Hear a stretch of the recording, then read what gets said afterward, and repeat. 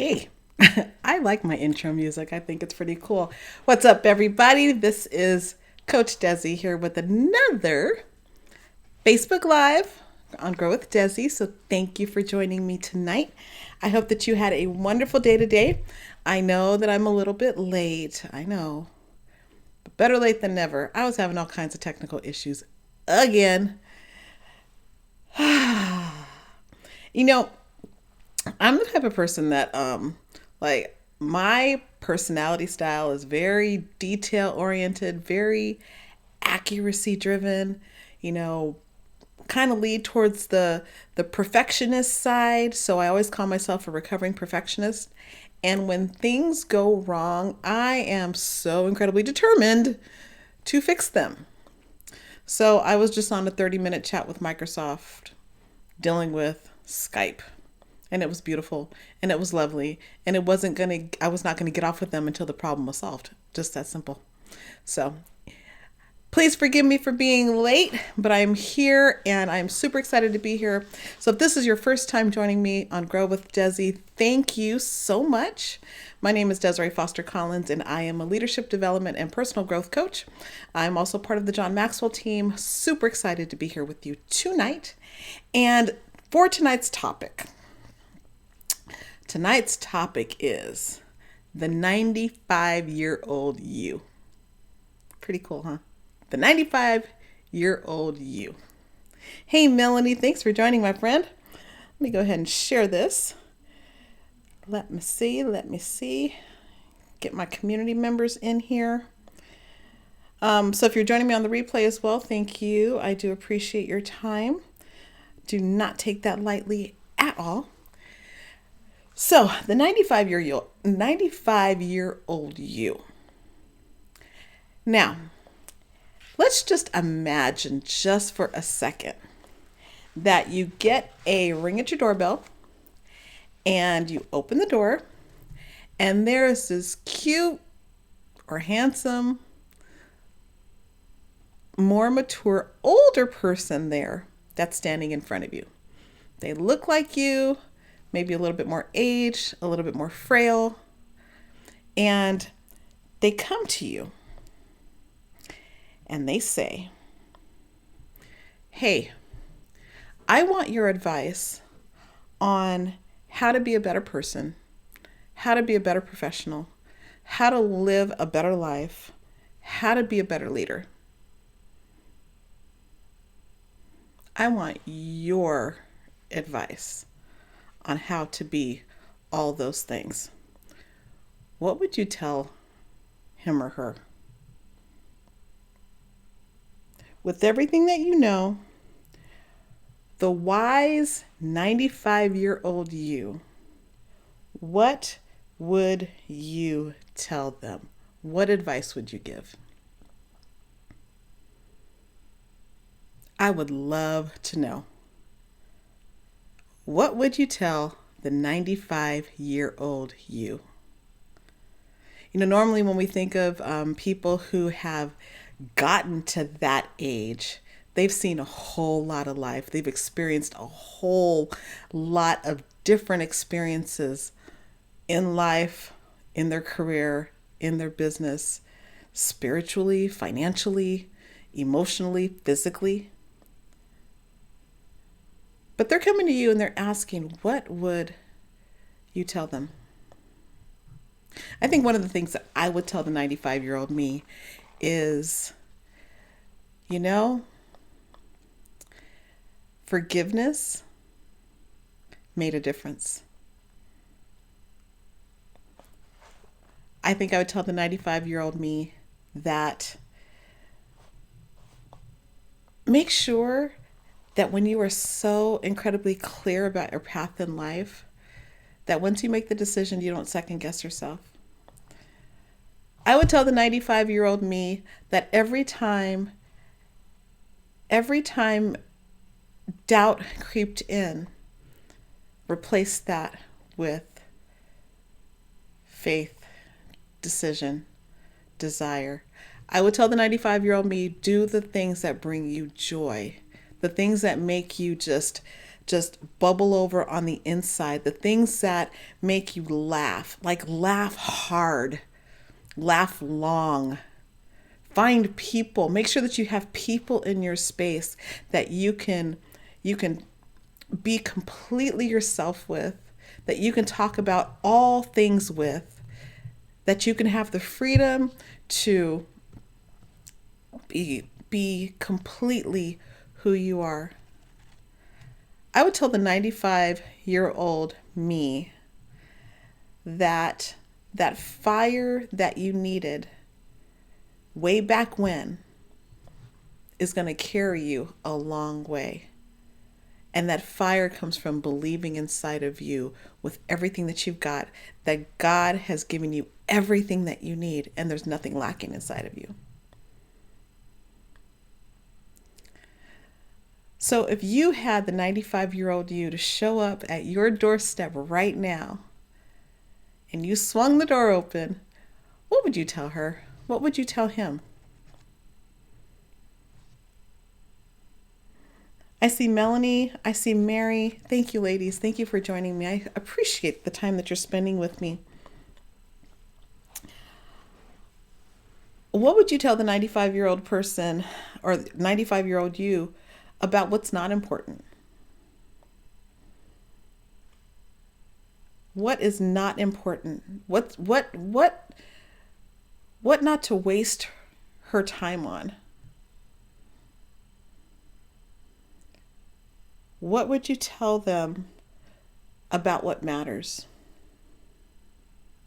What counts?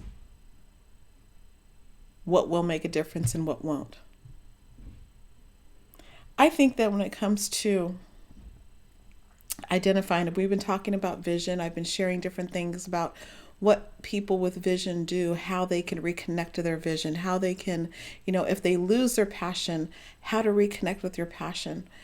The reason why I chose this particular topic tonight is because if we put in a frame of reference life in its totality, there may be many of us that won't make it to 95.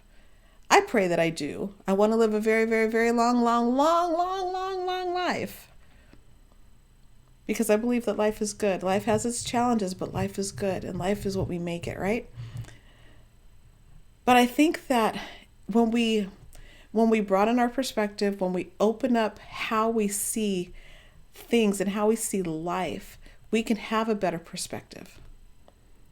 You think about, okay, if you get to be 95 years old, you're not going to be worried about a whole lot of things that might have bothered you back in your 20s or your 30s or your 40s. You would probably, if you sat down with the 95-year-old you and you reversed the question to her or to him, the advice that they gave would be full of wisdom. It would be full of rich experiences. It will be probably full of frank dialogue, right? Just kind of telling it exactly like it is. But there would be a level of wisdom there that you could take and use to make your life, your business, your relationships, your career, everything better. So when it comes to reconnecting with your passion, we need to have a broader view of what we are focusing on. I keep talking about we need to focus on why. Why the thing that we are working towards, that goal, vision, dream that you have, why it is important. And when we focus on our why, the what's, the when's, the where's, and the how-to's will come to us. And when we get disconnected from that, and when we get disconnected from our why, we will end up in that space where we're doing things because we have to or we hate it, not because we love it or we like it. We find love and joy and passion about things, and things are pleasurable.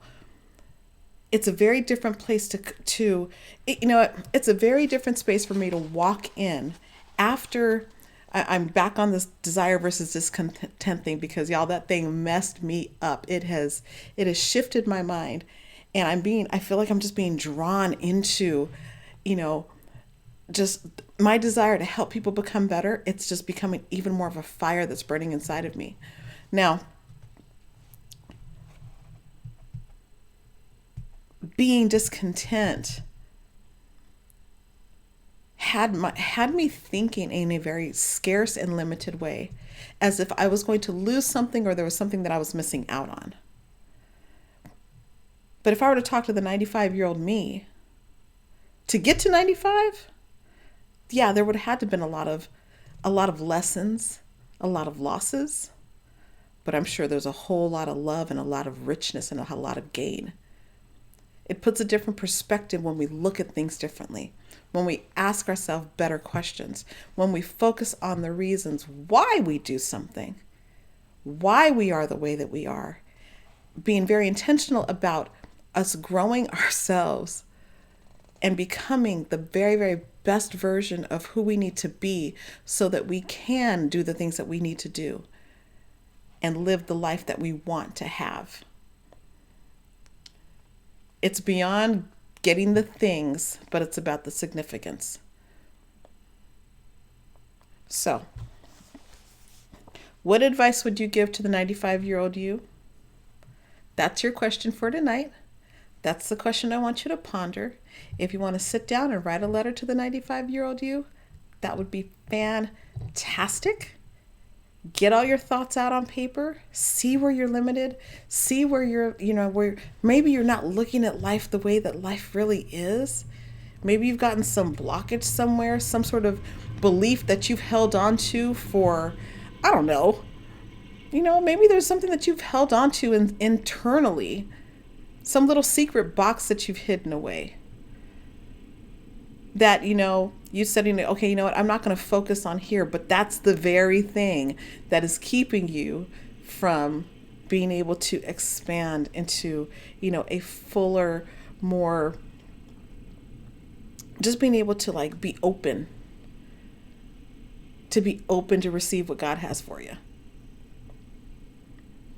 What advice would you give the 95-year-old you? And what advice would she give to you? As you ponder this question, as you think about it, if you decide to journal about it, if you decide to just dig in deeper, I would love to know. I would love to know. We are on this growth. We're on this growth journey together. So I'm going to do that exercise myself. What advice would a 95-year-old Dezi give to Dezi today? And if you're in my Girl Ask Me Anything community, I might just share it there. But I would advise, do the exercise, write the letter, journal it out. What would the 95-year-old you say to you today? That's the question. What would the 95-year-old say to you today? Focus on what matters, y'all. Focus on what matters. Do what counts. Chew the meat, spit out the fat, as I like to say. But just focus on what matters, because that is what's going to keep you passionate. That's what's going to keep you engaged. And here we are, day 22 of your focus to your vision, your goals, the dreams that you've established for yourself for this year. I want to help you get there. Hey, Christian. So that's the question for tonight. What would the 95-year-old you say to you? Focus on what matters. Focus on what counts. Because if it doesn't count, it doesn't matter. If it's not going to make you live a full life of love, of laughter, of leadership, of learning, of legacy, you might want to examine that. I'm just saying. So I want to thank you for joining me tonight. Again, this is Coach Dezi, and I do have 2 growth opportunities for you. The first one is coming up this Sunday at 7 p.m. Pacific Standard Time. The Vision Confident Workshop is back. So I invite you to come and join me on that. This is the website. I will go ahead and put it up there where you can actually register, bit.ly/My Confident Vision. My Confident Vision. Would love to have you. We're talking about how to achieve your vision with your in who you authentically are. In who you authentically are. And so that's one thing that we're doing. And the second thing that we are doing is let me put that back. The second thing that I have going on for you, an opportunity to grow, is a masterclass on the book, The 15 Invaluable Laws of Growth. Got to be aware, you got to grow in order to get to your next level. You got to be who you need to be so that the vision can come to life and that it can be sustainable. So, opportunities to grow. I would love to have you join me. Thank you again for coming and hanging out with me tonight on Grow with Dezi. And I will see you again tomorrow night. Thanks for your patience with me being a little late tonight. I'll talk to you guys soon. Take care.